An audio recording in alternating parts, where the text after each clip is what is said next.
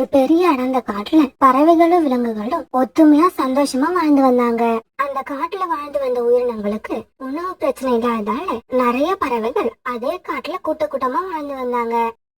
Rita கிளி தன்னோட கூட்ட ஒரு கொய்யா மரத்து மேல கட்டி இருந்தது. அந்த மரத்தை ரீட்டா கிளி ரொம்ப கவனமா கவனிச்சுக்கிட்டதால எப்போதுமே அந்த கொய்யா மரத்துல பழங்கள் காய்ச்சி தொங்கிக்கிட்டே இருந்தது. புறா தான் கூடு கட்டி இருந்த ஆப்பிள் மரத்து மேல ரொம்பவும் அன்பு வச்சிருந்தது. மரத்துக்கு தண்ணீர் ஊத்துறது, மரத்துக்கு கீழே விழுந்து கிடக்கிற கொஞ்சம் குப்பைகளை சுத்தம் பண்றது, இப்படி மரத்து மேல ரொம்ப அக்கறை செலுத்துறதால அந்த மரமும் எப்போதுமே ஆப்பிள்களோட காட்சி அளிக்கும். சோனா குருவி குடியிருந்த மாமரமும் இதே நிலைமையில தான் இருந்தது. எப்பவுமே சோனா குருவி குடும்பத்துக்கு மாம்பழங்களை கொடுத்துக்கிட்டு இருந்தது. அந்த காட்டுலதான் காலுக்காகவும் கோரிக்காகவும் ஒரு மாமரத்துக்கு பக்கத்துல கூடு கட்டி வாழ்ந்து வந்தாங்க. ஆனா அந்த மாமரத்து மேல இவங்க எந்த விதமான கவனமும் அக்கறையும் செலுத்தாததால அந்த மரம் பூவும் பூக்குறதில்ல, காயும் காய்க்கிறதில்ல. ஒரு நாள் காலையில தன்னோட கூட்டுல படுத்திருந்த காலுக்காகவும் நல்லா தூங்கிட்டு இருந்தது. காலுஜி, சீக்கிரமா எழுந்திருங்க, ஒரு முக்கியமான விஷயம் சொல்லணும். என்ன கோரி, சாப்பாட்டை பத்தி ஏதாவது சொல்ல போறியா? ஏன்னா எனக்கு சாப்பாட்டை தவிர வேற எதுவுமே முக்கியமான விஷயம் கிடையாது. காலுஜி, நானும் அத பத்தி தான் பேச போறேன். இதுக்கப்புறம் இந்த காட்டுல உள்ள எந்த பறவைகளும் நமக்கு உணவு கொடுக்க மாட்டாங்க. ஏன்னா நாம சோம்பேறின்னு எல்லாருக்கும் தெரிஞ்சு போச்சு. அதனால எங்க அம்மா கிட்ட போய் கொஞ்ச நாளைக்கு தேவையான உணவுகளையும் தானியங்களையும் வாங்கிட்டு வாங்க. கோரி, உங்க அம்மா வீட்டுக்கு போய் உணவு வாங்கிக்கிட்டு வர்றதுல எனக்கு ஒன்னும் ஆட்சேபணம் இல்ல. ஆனா போற வழியில எனக்கு பசி எடுத்தா நான் சாப்பிடறதுக்கு என்ன பண்ணுவேன்? காலுச்சி, இவ்வளவு நாள் உங்க கூட வாழற எனக்கு உங்களுக்கு எது தேவைப்படும் தெரியாதா? இதோ இந்த மூட்டையில இருந்த மாவை வச்சு கொஞ்சம் அடை சுட்டு வச்சிருக்கேன். இதை எடுத்துக்கிட்டு போங்க. எங்க அம்மா வீட்டுக்கு போய் நான் சொன்ன மாதிரி உணவுகளை வாங்கிட்டு சீக்கிரமா வீடு வந்து சேருங்க. எனக்கான சாப்பாட்டை ரெடி பண்ணி வச்சிட்டியா? இதோ இப்பவே கிளம்பிட்டேன் கோரி, இப்பவே கிளம்பிட்டேன். இப்படி சொன்ன காலுக்காகவும் பிறகு தன்னுடைய உணவு மூட்டையை தூக்கிட்டு அங்கிருந்து கிளம்பி பறந்து போச்சு. இப்படி பறந்து போய்கிட்டு இருந்த காலுக்காகத்தோட மனசு கோரி கொடுத்த உணவு மூட்டை மேலேயே இருந்தது. இந்த ரொட்டியை சாப்பிடாத வரைக்கும் நம்மளால வேகமா பறக்க முடியாது. இத சாப்பிட்டு முடிச்சாதான் நாம சீக்கிரமா கோரிக்காகத்தோட அம்மா வீட்டுக்கு போய் சேரலாம். இப்படி நினைச்ச காலுக்காகவும் ஒரு பெரிய மரத்தடியை தேர்ந்தெடுத்து அங்க போய் உட்காந்து கோரி கட்டி கொடுத்த ரொட்டியை சாப்பிட ஆரம்பிச்சது. காலுக்காக இப்படி ரொட்டியை சாப்பிட ஆரம்பிச்ச உடனே அதை பார்த்த ஒரு வயதான பறவை அங்க பறந்து வந்தது. காகமே, பக்கத்துல உள்ள மரத்துலதான் கூடு கட்டி வாழற. எனக்கு ரொம்பவும் பசியா இருக்குது. 2 நாளா உணவு கிடைக்கல. தயவு செய்து நீ சாப்பிட்டுட்டு இருக்க ரொட்டியில பாதியை என்கிட்ட கொடு. கோரிக்காகம் காலுக்காகத்துக்கு 3 ரொட்டிகளை கொடுத்து விட்டு இருந்துச்சு. அதுல 2 ரொட்டியே காலுக்காகத்துக்கு போதுமானது. அதனால காலுக்காக மீதி இருந்த ஒரு ரொட்டிய அந்த வயதான புறா கிட்ட கொடுத்தது. பாட்டி, இந்தாங்க ஒரு ரொட்டி, இந்த ரொட்டியை நீங்க சாப்பிடுங்க. காலுக்காக இப்படி ரொட்டியை கொடுத்த உடனே அந்த வயதான புறா அந்த ரொட்டியை சீக்கிரமா சாப்பிட ஆரம்பிச்சது. ரொம்பவும் பசியில இருந்ததால சீக்கிரமாவே சாப்பிட்டு முடிச்சது. காகமே, நீ கொடுத்த ரொட்டியை சாப்பிட்டதுல என்னோட பசி அடங்கிடுச்சு. இப்ப நான் ரொம்பவும் சந்தோஷமா இருக்கேன். அப்புறம் எனக்கு ஒரு மந்திர சக்தி இருக்கு. அந்த மந்திர சக்தியை வச்சு உன்னோட ஆசைகள் ஒன்னை என்னால நிறைவேற்றி கொடுக்க முடியும். சீக்கிரமா உன் மனசுல என்ன ஆசை இருக்கோ அதை சொல்லு. இதை கேட்ட காலுக்காகத்துக்கு ரொம்பவும் சந்தோஷமா இருந்துச்சு. உண்மையாவா சொல்றீங்க? நான் என்னோட ஆசைய சொன்னா அதை உங்களால நிறைவேற்றி கொடுக்க முடியுமா? காகமே, உன்னோட கோரிக்கையை என்னால நிறைவேற்ற முடியும். முதல்ல உன்னோட கோரிக்கை என்னன்னு என்கிட்ட சொல்லு. அதை நான் நிறைவேற்றுறனா இல்லையான்னு அதுக்கப்புறம் தெரியும். பாட்டி, எனக்கு என்னவோ இன்னும் உங்க மேல நம்பிக்கை வரல. இருந்தாலும் நீங்க கேக்குறதால ஒரு கோரிக்கைய சொல்றேன். நான் கூடு கட்டி வாழ்ந்துகிட்டு இருக்க மரத்துக்கும் பக்கத்துல ஒரு மாமரம் இருக்கு. அந்த மாமரம் இது வரைக்கும் பூ கூட பூக்கல. உங்களால அந்த மரத்துல மாங்காய்களை காய்க்க வைக்க முடியுமா? அப்படியே செய்யறோம் காகமே. நீ முதல்ல கிளம்பி உன்னோட வீட்டுக்கு போ. நீ வீடு போய் சேர்றப்ப அந்த மாமரத்துல பழங்கள் இருக்கிறத பாப்ப. அந்த வயதான பறவை இப்படி சொன்ன உடனே காலுக்காகமும் கோரிக்காகத்தோட அம்மா வீட்டுக்கு போகாம மறுபடியும் திரும்பி தன்னோட வீட்டுக்கு பறக்க ஆரம்பிச்சது. இப்படி பறந்து போன காலுக்காகவும் கொஞ்ச தூரம் போன உடனே தன்னுடைய வீடு இருக்க மரத்துக்கு பக்கத்துல உள்ள மாமரத்துல பழங்கள் காய்ச்சி தொங்குறத பார்த்துச்சு. அதனால ரொம்பவும் சந்தோஷமா வேகமா பறந்து தன்னுடைய வீட்டுக்கு போச்சு. கோரி, கோரி, எங்க போயிருக்க? வீட்டுக்குள்ள இருந்தா சீக்கிரமா வெளியில வா. உங்ககிட்ட ஒரு அதிசயத்தை காமிக்கணும். காலுக்காக இப்படி கத்துறத கேட்ட கோரிக்காகம் வீட்டை விட்டு வெளியே வந்துச்சு. வீட்டு விட்டு வெளியில வந்த கோரிக்காகத்தோட கண்களை அதாலேயே நம்ப முடியல. காலுச்சி, இந்த அதிசயம் எப்படி நடந்தது? இந்த அதிசயத்தை யார் நடத்தி வச்சது? கோரிக்காக இப்படி ரொம்பவும் ஆச்சரியமா கேட்ட உடனே காலுக்காக நடந்தது எல்லாத்தையும் கோரிக்காகத்துக்கிட்ட சொல்லுச்சு. அந்த வயசான பாட்டிக்கு நான் ஒரே ஒரு ரொட்டி துண்டு தான் கொடுத்தேன். அதுக்கு பதிலா அது இவ்வளவு பெரிய உதவியை நமக்கு செஞ்சிருக்கு. பிறகு காலுக்காகவும் கோரிக்காகவும் அந்த மரத்துல பழுத்திருந்த மாம்பழங்களை ஆசை தீர சாப்பிட்டாங்க. ராத்திரி தங்களோட கூட்டுல படுத்து தூங்கும் போது கூட அந்த வயதான பாட்டிய பத்தியே பேசிக்கிட்டு இருந்தாங்க. காலுஜி, நீங்க இதை இப்படி செஞ்சிருக்கலாமே. நம்மளோட இந்த வீடு சின்னதாகவும் ரொம்ப பழசாகவும் இருக்கு. பேசாம அந்த வயசான பாட்டி கிட்ட நீங்க இந்த பழைய வீட்டுக்கு பதிலா ஒரு புது வீடு கொடுக்க சொல்லி கேட்டு இருக்கலாம். கோரி, இப்பவும் ஒண்ணு கெட்டு போகல. நாளைக்கும் இதே மாதிரி 3 ரொட்டிகளை சுட்டு எடுத்துக்கிட்டு மறுபடியும் நாம அதே இடத்துல போய் உக்காந்துருப்போம். மறுநாள் பொழுது விடிஞ்சிச்சு. முதல் நாள் ராத்திரி பேசிக்கிட்ட மாதிரியே கோரிக்காகவும் காலுக்காகவும் ரொட்டிய சுட்டு எடுத்துக்கிட்டு பாட்டிய பார்க்க கிளம்புனாங்க. இப்படி போன காலுக்காகவும் கோரிக்காகவும் ஏற்கனவே காலுக்காக அந்த வயதான பாட்டிய பார்த்த மரத்தடியிலேயே போய் உட்கார்ந்தாங்க. போன உடனே கோரிக்காகம் வரவங்க கண்ணுல படுற மாதிரி அந்த ரொட்டியை எடுத்து வெளியே வச்சது. பிறகு காலுக்காக இப்படி அந்த வயதான பறவைய கூப்பிட ஆரம்பிச்சது. பாட்டி, பாட்டி, எங்க போயிட்டீங்க? சீக்கிரம் இங்க வாங்க, உங்களுக்காக நாங்க உணவு எடுத்துக்கிட்டு வந்திருக்கோம். காகமே, இந்த ரொட்டியை நீ எனக்காக எடுத்துக்கிட்டு வந்திருக்க. ஆனா இன்னைக்கு எனக்கு பசி இல்லையே, என்ன பண்றது? அம்மா, நீங்க இப்படி எல்லாம் சொல்லக்கூடாது. எப்படியாவது இந்த ரொட்டியை நீங்க சாப்பிட்டே ஆகணும். பிறகு கோரிக்காக எடுத்துட்டு வந்த ரொட்டியை வாங்கி அந்த வயதான பாட்டி சாப்பிட ஆரம்பிச்சாங்க. சீக்கிரம் சாப்பிடு பாட்டி, சீக்கிரம் சாப்பிடு. சாப்பிட்டு முடிச்சிட்டு பறவைகளே, உங்களோட கோரிக்கை என்னன்னு எங்களை கேளு.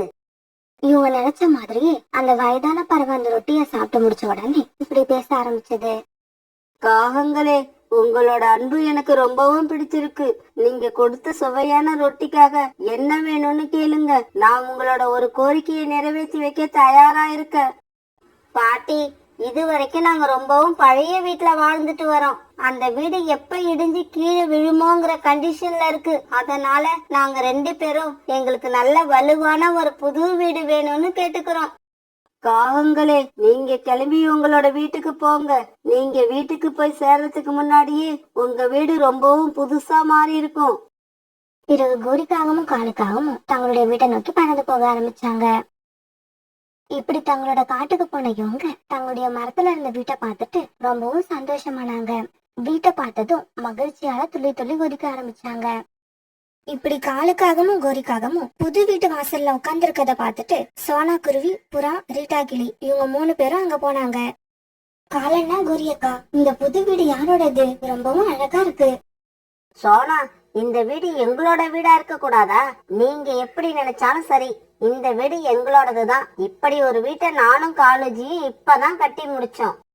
கோரி, காலையில நாங்க இந்த பக்கமா தான் பறந்து போனோம். அப்ப உங்க வீடு இப்படி இல்லையே, பழைய வீடு தானே இருந்தது. புறா இப்படி கேட்டதுக்கு காலுக்காக எந்த பதிலும் சொல்லாம மௌனமா இருந்தது. ஆனா கோரிக்காகத்துக்கு ரொம்ப கோபம் வந்து இப்படி பதில் சொல்லுச்சு. ஏ அழுக்கு புறா, காலையில எந்திரிச்ச உடனே வாய் கொப்பளிச்சு முகம் கழுவிட்டு அதுக்கப்புறம் வெளியில வந்தா பாக்குற பார்வை நல்லா தெளிவா இருக்கும். உன்ன மாதிரி தூங்கி எந்திரிச்சு முகம் கூட கழுவாம அப்படியே வெளியில வந்தா எது பழைய வீடு எது புது வீடுன்னு எப்படி தெரியும்? இங்க பாருங்க பறவைகளே, வீட்டை பார்த்தோமா போனோமான்னு இருக்கணும். மத்தபடி இது எப்படி வந்தது அது எப்படி வந்ததுன்னு குறுக்கு கேள்வி எல்லாம் கேட்க கூடாது. போங்க இங்க இருந்து. கோரிக்காகத்தோட கோபமான பேச்ச கேட்ட எல்லா பறவைகளும் பிறகு அங்கிருந்து பறந்து தங்களுடைய வீட்டுக்கு போனாங்க. புது வீட்டுக்குள்ள போன கோரிக்காகத்துக்கு சந்தோஷம் தாங்கல. இப்படியும் அப்படியும் மாறி மாறி குதிச்சுக்கிட்டு இருந்துச்சு. காலுச்சி, இந்த வீட்டை பார்த்தா எங்க அம்மா என்ன நினைச்சு ரொம்பவும் பெருமைப்படுவாங்க. கோரி, ஆனா ஒன்ன மறந்துடாத, நம்ம மரத்துல மாம்பழங்கள் பழுக்கிறதுக்கும் இந்த புது வீடு வர்றதுக்கும் நான் தான் காரணம். காலுச்சி, நீங்க இல்லன்னா இது கண்டிப்பா நடந்திருக்காதுதான். ஆனா நீங்க இன்னும் எனக்காக ஒன்னே ஒண்ணு செய்யணும். கோரி, உனக்கு இன்னும் என்ன வேணும்? சீக்கிரமா சொல்லு. பழைய மாதிரி நாளைக்கு ஒரு ரொட்டியை சுட்டி எடுத்துக்கிட்டு அந்த மரத்தடிக்கு போவோம். கோரி, நமக்கு இருக்கிறதுக்கு இடமும் சாப்பிடுறதுக்கும் உணவும் கிடைச்சிருச்சு. இதுக்கு மேல நமக்கு எதுவும் தேவையில்லை. இல்ல காலுஜி, இவ்வளவு அழகான வீட்ல வசிக்கிற இந்த கோரிக்காகத்துக்கு கையில 2 தங்க வளையல் இருந்தாதான் மதிப்பு. கடைசி முறையா அந்த பாட்டி கிட்ட போய் அந்த வளையல மட்டும் கேட்டு வாங்கிட்டு வந்துருவோம். கோரியோட இந்த பேச்சுக்கு காலுக்காக எந்த பதிலும் சொல்லாம அப்படியே படுத்து தூங்க ஆரம்பிச்சது. மறுநாள் பொழுது விடிஞ்சிச்சு. கோரிக்காக பழையபடி ரொட்டியை சுட்டு கட்டி வச்சுக்கிட்டு காலுக்காகத்தை எழுப்ப ஆரம்பிச்சது. காலுஜி எழுந்துருங்க, காலுஜி எழுந்துருங்க. நாம போய் அந்த பாட்டிய பார்த்துட்டு சீக்கிரமா வீடு வந்து சேருவோம். ரொட்டியை எடுத்துக்கிட்டு காலுக்காகவும் கோரிக்காகவும் அந்த மரத்தடி நோக்கி பறந்து போனாங்க. இப்படி போன காலுக்காகவும் கோரிக்காகவும் பிறகு வயதான பாட்டியை கூப்பிட ஆரம்பிச்சாங்க. அம்மா அம்மா, நீங்க எங்க இருக்கீங்க? சீக்கிரம் வாங்க, உங்க பசிய தீக்கிறதுக்காக தான் ரொட்டி எடுத்துக்கிட்டு வந்திருக்கேன். மகளே, நான் சொல்றேன்னு தப்பா நினைச்சுக்காத. இப்ப நீ கொடுத்த இந்த ரொட்டிய சாப்பிட்டுட்டு உன்னோட ஆசைய பூர்த்தி செய்யற சக்தி எனக்கு இப்ப இல்ல. நேத்தோட இந்த சக்தி என்கிட்ட இருந்து மறைஞ்சு போயிடுச்சு. இதை கேட்டுட்டு கோரிக்காக ரொம்ப சோகமாயிடுச்சு. என்னங்க இது, வேலை மெனக்கிட்டு வீட்டுல ரொட்டி சுட்டு எடுத்துக்கிட்டு வந்தா கடைசியில கதை இப்படி ஆயிடுச்சு. மகளே, என்னால உன்னோட கோரிக்கையை தான் நிறைவேற்ற முடியாது. ஆனா நானும் இப்ப பசியில தான் இருக்கேன். அதனால இந்த ரொட்டியை எனக்கு கொடுத்துட்டு போமா. பாட்டி, உன்கிட்ட சக்தி இருக்குன்னு நினைச்சுதான் நான் இந்த ரொட்டியை தயார் பண்ணி எடுத்துக்கிட்டு வந்தேன். உன்கிட்ட சக்தி இல்லைன்னு தெரிஞ்சதுக்கு அப்புறம் நாங்க எதுக்காக உனக்கு உணவு கொடுக்கணும்? காலுஜி, கிளம்புங்க வீட்டுக்கு. நாம வீட்டுல போய் உக்காந்து இந்த ரொட்டியை சாப்பிடலாம். இப்படி சொன்ன கோரிக்காகவும் பிறகு காலுக்காகத்தை அழைச்சுக்கிட்டு தன்னோட வீட்டை நோக்கி பறந்து போச்சு. இவங்க இப்ப மறுபடியும் தங்களோட வீடு இருந்த மரத்துக்கு வந்து பார்க்கும்போது நேத்து இருந்த புது வீடு இல்ல, பழைய வீடுதான் இருந்தது. அப்புறம் இவங்க வீட்டுக்கு பக்கத்துல இருந்த மரத்துல பழுத்திருந்த மாம்பழங்களும் இப்ப இல்ல. இத பார்த்த காலுக்காகவும் கோரிக்காகவும் அழ ஆரம்பிச்சாங்க.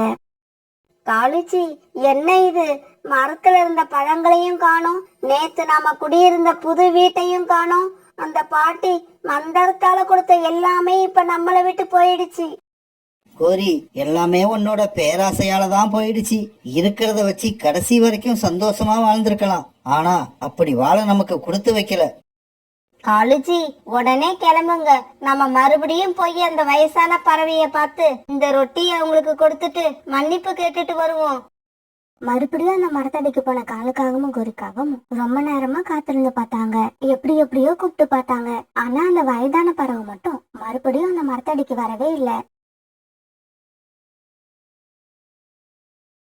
அம்மா, எனக்கு பசிக்குது. அம்மா, எனக்கும் பசிக்குது. ஏதாவது சாப்பிட கொடுங்க. சோனா குருவியோட 2 குழந்தைங்க இந்த மாதிரி சொல்ல 3வது குழந்தை எதுவும் பேசாம அம்மா முகத்தை பார்த்துக்கிட்டே இருந்தான். அக்காவுக்கும் அண்ணனுக்கும் அம்மா சாப்பாடு கொடுத்தா நமக்கும் கிடைக்கும்னு அமைதியா இருந்தான். ஆனா இந்த சமயத்துல சோனா குருவி மனசுதான் ரொம்பவும் கஷ்டப்பட்டுக்கிட்டு இருந்தது. இதுக்கப்புறமும் இப்படி வீட்டுல உட்காந்துருக்கிறதுல அர்த்தம் இல்லை. ஏதாவது செஞ்சு நம்ம குழந்தைங்களுக்கு உணவு கொடுத்தே ஆகணும். யார்கிட்ட கேட்கறது? காணனும் கோரி அக்காவும் தான் கொஞ்சம் பணக்காரவங்க. அவங்க கிட்ட போய் கேட்டா கண்டிப்பா உணவு கிடைக்கும். இப்படி நினைச்ச சோனா குருவி காலுக்காகத்தோட வீட்டை நோக்கி பறந்து போச்சு. இப்படி போன சோனா குருவி காலுக்காகத்தோட வீட்டு கதவை தட்டுச்சு. கோரியக்கா, கோரியக்கா, கொஞ்சம் சீக்கிரம் கதவை தரங்க. சோனா குருவி கூப்பிட்ட சதத்தை கேட்டு காலுக்காக வெளியில வந்தது. சோனா, இந்த மழையில கொடை கூட எடுக்காம வந்திருக்க, என்ன விஷயம்? காலண்ணா, என்னோட குழந்தைங்க 2 நாளா எதுவும் சாப்பிடாம இருக்காங்க. எங்க வீட்டுல எந்த உணவும் இல்லை. உங்ககிட்ட இருக்கிற தானியங்களை கொஞ்சம் எனக்கு கொடுங்க. இதை நான் கடனா தான் கேட்குறேன். மழை விட்டதும் அந்த தானியங்களை உங்களுக்கு நான் திருப்பி கொடுத்துட்றேன். சோனா, உனக்கே தெரியும், நான் ஒரு பொம்மை வியாபாரி. பொம்மை வித்து தான் எங்க பழப்பே நடக்குது. 4 நாளா இந்த மழையால பொம்மைய வியாபாரத்துக்கு எடுத்துக்கிட்டு போகவே முடியல. அப்புறம் எப்படி எங்க வீட்டுல உணவு இருக்கும்? இருந்தாலும் உன்னை பார்க்கவும் பாவமா இருக்கு. இது வீட்டுல நாங்க வச்சிருக்க தானியங்கள்ல இருந்து உனக்கு கொஞ்சம் எடுத்துக்கிட்டு வர. காலண்ணா, உங்களுக்கு ரொம்ப நன்றி. சீக்கிரமா எடுத்துட்டு வாங்க. மழையில என் குழந்தைங்களை தனியா விட்டுட்டு வந்திருக்கேன். சோனா குருவி இப்படி சொல்லிக்கிட்டு இருக்கும்போது கோரிக்காக வெளியில வந்தது. என்ன காலுஜி, இருக்கிற தானியங்களை எடுத்து கொடுத்துட்டு என்ன பட்டினி போட்டு கொல்லலாம்னு முடிவு பண்ணிட்டீங்களா? கோரிக்காவை இப்படி சொன்ன உடனே காலுக்காக எதுவுமே பேசாம மௌனமா நின்னுது. கோரிக்கா, கொஞ்சம் பெரிய மனசு பண்ணுங்க. இந்த தானியங்களை நான் எனக்காக கேட்கல, என்னுடைய குழந்தைங்களுக்காக தான் கேட்கிறேன். போனா, நீ தானியங்களை யாருக்காக வேணாலும் கேளு. ஆனா எங்க கிட்ட இருந்தாதானே கொடுக்க முடியும். இருக்கிற கொஞ்ச தானியங்களையும் உங்ககிட்ட கொடுத்துட்டு நாங்க பட்டினி கிடக்கணும்னு அவசியம் இல்ல. இதை கேட்டுட்டு சோனா குருவி அழ ஆரம்பிச்சது. சோனா, ஏற்கனவே மழை பெஞ்சு எங்க வீட்டை சுத்தி தண்ணி தேங்கி நிக்குது. அது கூட உன் கண்ணீரும் சேர்ந்தா அப்புறம் வெள்ளமே வந்துரும். கோரி, என்ன கொஞ்சம் கூட இரக்கமே இல்லாம பேசுற? கொஞ்சம் தானியங்களை சோனா குருவிக்கு கொடுத்தா நாம ஒன்னும் குறைஞ்சு போயிட மாட்டோம். நாம குறைய மாட்டோம், நம்ம கிட்ட இருக்கிற தானியங்கள் குறைஞ்சு போயிடும். கோரி அக்கா, நீங்க என்ன வேணாலும் சொல்லுங்க, நான் அதை செய்யறேன். எனக்கு சம்பளம் கூட வேண்டாம், கொஞ்சம் தானியங்களை கொடுங்க. அதை கொண்டு போய் என் குழந்தைங்க கிட்ட கொடுத்துட்டு வந்து நீங்க சொல்ற வேலையை செய்யறேன். சோனா, நீ சொல்றபடி நான் நடக்க மாட்டேன். நான் சொல்றதான் நீ கேட்கணும். இப்படி மழை பெய்யறதால 4 நாளா காலேஜ் பொம்மை வியாபாரத்துக்கு போகல. நீ ஒண்ணு பண்ணு, நான் பொம்மைகளை தரேன். அதை எடுத்துக்கிட்டு போய் வித்துட்டு வந்து கொடுத்துட்டு உனக்கான சம்பளத்தை வாங்கிட்டு போ. கோரி அக்கா, இந்த மழையில பொம்மைங்களை எடுத்துட்டு போனா யாரும் வாங்க மாட்டாங்க. மழை விட்டதும் உங்க பொம்மைங்களை வித்து தரேன். இப்ப எனக்கு கொஞ்சம் தானியங்களை கொடுங்க. இங்க பாரு சோனா, உன் குழந்தைங்களுக்கு உணவு கிடைச்சி அவங்க உயிரோடு இருக்கணும்னு நீ நினைச்சா நான் கொடுக்கிற பொம்மைகளை எடுத்துக்கிட்டு போய் வித்துட்டு வா. இல்லன்னா இடத்த காலி பண்ணு. காலேஜி, நீங்க ஏன் இன்னும் இங்க நின்றுட்டு இருக்கீங்க? சீக்கிரமா உள்ள போங்க. நீங்க வெளியில நிக்க நிக்க உங்களுக்கு இறக்க குணம் அதிகமாகிக்கிட்டே போகும். மழையில பொம்மைகளை எடுத்துட்டு போனா வியாபாரம் ஆகாது. இது சோனா குருவிக்கு நல்லா தெரியும். இருந்தாலும் இப்ப சோனா குருவிக்கு இதை விட்டா வேற வழியே இல்லை. மழையா இருந்தாலும் பரவாயில்ல, பொம்மைங்களை எடுத்துட்டு போய் விற்கிறதுக்கு முயற்சி பண்ணி தான் ஆகணும். குரி அக்கா, உங்க பொம்மைங்களை எடுத்துட்டு வந்து கொடுங்க, நான் பொம்மைகளை போய் வித்துட்டு வரேன். சோனா, நீ ஒரு பாசமுள்ள தாய்ங்கிறத ப்ரூவ் பண்ணிட்ட. இதோ இரு, இப்பவே போய் பொம்மைகளை எடுத்துட்டு வர. கோரிக்காவும் கொண்டு வந்து கொடுத்த கூடையை எடுத்துக்கிட்டு பொம்மைகளை வியாபாரம் பண்றதுக்காக சோனா குருவி பறந்து போச்சு. சாதாரணமா மழையில பறந்து போறது பறவைகளுக்கு கஷ்டமா இருக்கும். இந்த நிலையில கூடையை தூக்கிக்கிட்டு மழையில பறந்து போறது சோனா குருவிக்கு ரொம்பவும் கஷ்டமா இருந்தது. பொம்மை வாங்குங்க, யாராவது பொம்மை வாங்குங்க, என்னோட குழந்தைங்களுக்காக யாராவது பொம்மை வாங்குங்க. சோனா, இந்த மழையில பொம்மை விற்கணும்னு உனக்கு என்ன அவசியம்? உனக்கு 3 குழந்தைங்க இருக்காங்க, ஞாபகம் இருக்குல்ல? இப்படி மழையில நனைஞ்சு உன் உடம்புக்கு ஏதாவது ஆயிடுச்சுன்னா அந்த குழந்தைங்களை யார் பாதுகாப்பா? இந்த மழையில நான் பொம்மைங்களை விற்கிறது என் குழந்தைங்க உயிரோட இருக்கிறதுக்காக தான். என் குழந்தைங்க மேல உங்களுக்கு உண்மையிலேயே அக்கறை இருந்தா தயவு செய்து ஒரு பொம்மையை வாங்கிக்கோங்க. நீ என்ன சொல்றன்னு எனக்கு எதுவுமே புரியல. பிறகு சோனா குருவி தான் பொம்மை விற்க வந்த கதையை ஜம்ஜம் பறவைக்கிட்ட சொல்லுச்சு. சோனா, உன்னோட நிலைமைய கோரிக்காக தனக்கு சாதகமா பயன்படுத்திக்குது. இது ரொம்ப கெட்ட விஷயம். அண்ணா, தயவு செய்து ஒரு பொம்மையை வாங்குங்க. என் குழந்தைங்களுக்காக நீங்க செய்ய உதவியா நினைச்சுக்கோங்க. சோனா, என் நிலைமைய உங்ககிட்ட எப்படி சொல்றதுன்னு தெரியல. வீட்டுல பணமும் இல்ல, உணவும் இல்ல. யார்கிட்டயாவது கடன் கேட்கலான்னு வெளியில வந்தேன், அதுவும் கிடைக்கல. தயவு செய்து என்ன மன்னிச்சிடு. இப்படி சொன்ன ஜம்ஜம் பறவை பிறகு அங்கிருந்து பறந்து போயிடுச்சு. கொஞ்ச நேரம் அதே இடத்துல உட்கார்ந்த சோனா குருவி மனம் உடைஞ்சு அழுதுகிட்டே இருந்தது. சோனா குருவி இப்படி மனசு உடைஞ்சு அழுததை பார்த்த ஒரு பாபா சோனா குருவி கிட்ட வந்தாரு. குருவி, ஏன் இந்த மழையில இங்க உக்காந்து அழுதுகிட்டு இருக்க? பாபாஜி, நான் என் குழந்தைங்களுக்காக இந்த பொம்மைகளை வியாபாரம் செய்ய எடுத்துட்டு வந்திருக்கேன். எல்லா பொம்மைகளும் விட்டு போகணும்னு என்னை ஆசீர்வாதம் பண்ணுங்க. பிறகு கொஞ்ச நேரம் கண்ணு மூடி உட்கார்ந்திருந்த பாபாஜி பிறகு இப்படி பேச ஆரம்பிச்சாரு. குருவி, இந்த பொம்மைகளால தான் உன் குழந்தைங்களோட பசி தீரப்போகுது. அதே சமயம் இந்த பொம்மைகள் விற்கிறதால உன் குழந்தைங்களோட பசி தீராது. பாபாஜி இப்படி சொன்ன உடனே சோனா குருவிக்கு எதுவுமே புரியல. பாபாஜி, நீங்க சொல்ற வார்த்தைகளை கேட்டு எனக்கு ஒரே குழப்பமா இருக்கு, கொஞ்சம் தெளிவா சொல்லுங்க. நான் இப்ப சொன்னது உனக்கு புரியாதுதான். இன்னைக்கு சாயங்காலத்துக்குள்ள நீயே அதுக்கான அர்த்தத்தை புரிஞ்சுப்ப. இப்படி சொன்ன பாபா பிறகு அங்கிருந்து பறந்து போயிட்டாரு. நான் சோர்ந்து போக மாட்டேன். என் குழந்தைங்களுக்காக என் உயிர் உள்ள வரைக்கும் முயற்சி செய்வேன். எப்படியாவது இந்த பொம்மைகளை வித்தே தீருவேன். இப்படி சொன்ன சோனா குருவி பிறகு பொம்மைகளை வீடு வீடா கொண்டு போச்சு. சோனா குருவியை பார்த்து இறக்கப்பட்ட சில பறவைகள் பொம்மைங்களை வாங்க ஆரம்பிச்சாங்க. இது சோனா குருவிக்கு ரொம்ப உற்சாகத்தை கொடுத்தது. அந்த உற்சாகத்தோடு பொம்மைகளை எடுத்துக்கிட்டு இன்னும் பல இடங்களுக்கு போச்சு. அப்படி இப்படின்னு ஒரு கட்டத்துல சோனா குருவி கிட்ட இருந்த எல்லா பொம்மைகளும் வித்துருச்சு. பொம்மைகள் வித்த பணத்தை சோனா குருவி எண்ணி பார்த்தது. மொத்தமா 1000 ரூபாய் இருந்தது. சோனா குருவி அந்த பணத்தை எடுத்துக்கிட்டு ரொம்பவும் மகிழ்ச்சியா காலுக்காகத்து வீட்டுக்கு போச்சு. கோரி அக்கா, வெளியில வாங்க, நீங்க கொடுத்த எல்லா பொம்மைகளையும் நான் வித்துட்டேன். இந்த சத்தத்தை கேட்ட கோரிக்காவும் வெளியில வந்தது. காலிக்குடிய பார்த்ததும் கோரிக்காவை ரொம்பவும் ஆச்சரியப்பட்டுச்சு. சோனா, பொம்மைகளை வித்துட்டு வந்தியா இல்ல எங்கேயாவது கீழே கொட்டிட்டியா? கோரிக்கா, இந்தாங்க பொம்மைகளை வித்த பணம். என்னுடைய சம்பளத்தை சீக்கிரமா கொடுங்க, நான் வீட்டுக்கு போகணும். ரொம்ப அவசரப்படாத சோனா, கொஞ்சம் பொறுமையா இரு. இப்படி சொல்லிட்டு வீட்டுக்குள்ள போன கோரிக்காவும் மறுபடியும் கொஞ்சம் பொம்மைகளை எடுத்துட்டு வந்தது. சோனா, இந்த பொம்மைகளை எடுத்துக்கிட்டு போ. இந்த பொம்மைகளை வித்து வர்ற பணத்தை நீ என்கிட்ட கொடுக்க வேண்டாம், அதுதான் உன்னோட சம்பளம். அதை நீயே வீட்டுக்கு எடுத்துக்கிட்டு போகலாம். கோரி அக்கா, நீங்க செய்யறது ரொம்ப அநியாயம். இந்த மழையில பொம்மைகளை விற்க நான் எவ்வளவு கஷ்டப்பட்டேன்னு எனக்கு தான் தெரியும். தயவு செய்து என்னோட சம்பளத்தை கொடுங்க, நான் சீக்கிரமா வீட்டுக்கு போகணும். சோனா, எனக்கு ஒரு விஷயத்த ஒரு தடவை சொல்லிதான் பழக்கம். இஷ்டம் இருந்தா பொம்மைகளை வியாபாரம் பண்ணி பணத்தை எடுத்துக்கிட்டு வீட்டுக்கு போ, இல்லைன்னா பொம்மைகள் இங்கேயே இருக்கட்டும், நீ போகலாம். இப்படி சொன்ன கோரிக்காவோ பிறகு வீட்டுக்குள்ள போயிடுச்சு. கோரி அக்கா பேச்சு கேட்டு பொம்மைங்களை விட்டுட்டு வந்தது பெரிய தப்பு. அந்த நேரத்துல என் குழந்தைங்க உணவுக்காக நான் வேற ஏதாவது முயற்சி பண்ணியிருக்கலாம். இப்படி கொஞ்ச நேரம் அழுத சோனா குருவி மறுபடியும் அந்த பொம்மைகளை தூக்கிட்டு பறந்து போச்சு. மறுபடியும் பொம்மைகளை தூக்கிட்டு வியாபாரம் பண்ண போன சோனா குருவி கிட்ட யாருமே பொம்மைகளை வாங்கல. இந்த குருவிக்கு இப்ப பேராசை அதிகமாயிடுச்சுன்னு நினைக்கிறேன். ஆமா, குழந்தைங்க பசியா இருக்குன்னு சொன்னதால நான் கூட இந்த குருவி கிட்ட பொம்மைகளை வாங்கினேன். நாம அப்படி வாங்கினதால இந்த குருவிக்கு பேராசை வந்து இப்ப மறுபடியும் பொம்மைகளை தூக்கிட்டு வந்திருக்கு. எல்லா பறவைகளும் எனக்கு பேராசை வந்துட்டதான்னு நினைக்கிறாங்க. ஆனா உண்மை என்னன்னு எனக்கும் அந்த கடவுளுக்கு மட்டும்தான் தெரியும்.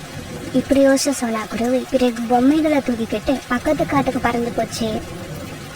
ஆமா, இந்த மழையில பொம்மை வியாபாரம் செய்ய வந்திருக்க. இங்க யாரும் உங்ககிட்ட பொம்மை வாங்க மாட்டாங்க. நேரத்தை வீணாக்காம இந்த பொம்மைகளை எடுத்துட்டு நீ கிளம்பலாம். அந்த பறவைகள் சொன்னதை கேட்ட சோனா குருவிக்கு மறுபடியும் அழகு வந்துருச்சு. இப்படி அழுதுகிட்டே தன்னோட கதையை எல்லா பறவைகள் கிட்டையும் சொல்லுச்சு. சோனா குருவியோட கதையை கேட்ட பறவைகளுக்கு மனசுல இறக்கம் வந்துருச்சு. சரி வாங்க, நாம எல்லாரும் ஆளுக்கு கொஞ்சம் பணம் போட்டு இந்த குருவி கிட்ட இருந்து ஒரு பொம்மையை விலைக்கு வாங்குவோம். ஆமா, நம்மளால ஒரு பொம்மை தான் வாங்க முடியும். நாம ஒன்னும் பணக்காரங்க கிடையாது. இவங்க இப்படி பேசிக்கிட்டு இருக்கப்ப ஒரு வயதான பறவை இப்படி சொல்லுச்சு. பறவைகளே, நீங்க யாரும் பொம்மை வாங்க வேண்டாம், அந்த பொம்மைகள் எல்லாத்தையும் நானே வாங்கிக்கிறேன். இப்படி சொன்ன அந்த வயதான பறவை சோனா குருவி அழைச்சிக்கிட்டு தன்னோட வீட்டுக்கு போச்சு. அந்த பறவையோட வீடு ரொம்பவும் பெருசா இருந்தது. இங்க பாரு குருவி, இந்த பொம்மைகள் இங்கேயே இருக்கட்டும். நீ போய் முதல்ல உன்னோட 3 குழந்தைங்களையும் இங்க அழைச்சிக்கிட்டு வா. அம்மா, நீங்க இந்த பொம்மைகளை எடுத்துக்கிட்டு அதுக்கான காசு கொடுங்க, நான் சீக்கிரம் வீட்டுக்கு போகணும். அதுவும் இல்லாம இந்த மழையில என் குழந்தைங்களை இங்க அழைச்சிட்டு வர்றத நான் விரும்பல. இந்தா, இந்த கொடையை எடுத்துக்கிட்டு போ. உன் 3 குழந்தைங்களையும் இங்க அழைச்சிக்கிட்டு வா. என் பேச்சை கேட்டா உனக்கு எல்லாமே நல்லதாவே நடக்கும். அந்த வயதான பறவை இப்படி சொன்ன உடனே சோனா குருவி கொடையை எடுத்துட்டு போய் தன்னோட 3 குழந்தைங்களையும் அந்த வீட்டுக்குள்ள அழைச்சிட்டு வந்தது. அந்த வயதான பறவை குழந்தைகள் வந்த உடனே அவங்களுக்கு இனிப்பான பழங்களை கொடுத்தது. இங்க பாரு குருவி, நீ இதுக்கப்புறம் எங்கேயும் போய் பொம்மை வியாபாரம் செய்யணும்னு அவசியம் கிடையாது. என் கூட இந்த வீட்லயே இரு. எனக்கு சொந்தம்னு யாருமே இல்ல. இதுக்கப்புறம் என்னோட சொந்தம் எல்லாம் நீயும் உன்னோட 3 குழந்தைங்களும் தான். அதுக்கப்புறம் சோனா குருவி வாழ்க்கையில கஷ்டங்கிற பேச்சுக்கே இடம் இல்லாம போயிடுச்சு. அந்த பறவை கூட அந்த வீட்டுல ரொம்ப சந்தோஷமா வாழ ஆரம்பிச்சது. இப்படி கொஞ்ச நாள் போனதுக்கு அப்புறம் தான் அந்த பாபாஜி சொன்ன வார்த்தையோட அர்த்தம் சோனா குருவிக்கு புரிய ஆரம்பிச்சது.